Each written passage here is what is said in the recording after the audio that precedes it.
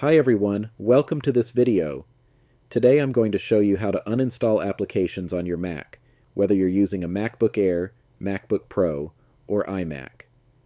The process is the same for all Mac devices. Let's say you have an app like Google Chrome installed, and you want to remove it. Here's how to do it. First, open Finder. You'll usually find it as the first icon on your dock, or you can press Command plus space, type Finder, and open it from the search results.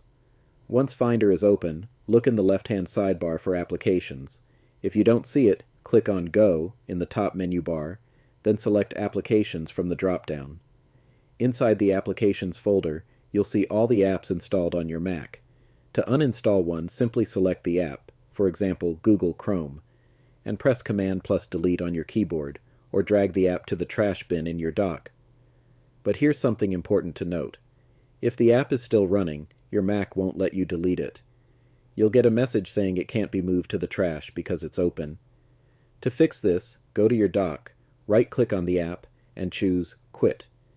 If you can't quit the app from the dock, click on the Apple logo at the top left of your screen, select Force Quit, find the app in the list, and click Force Quit to fully close it. Once the app is closed, try deleting it again, and it should move to the trash without any problem.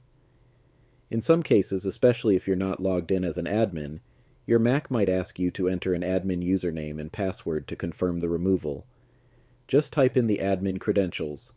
Click OK, and the app will be uninstalled. And that's it. The app is now removed from your Mac, and the icon will also disappear from your dock. If you found this video helpful, don't forget to like, share, and subscribe to my channel for more Mac tips. Thanks for watching, and I'll see you in the next one.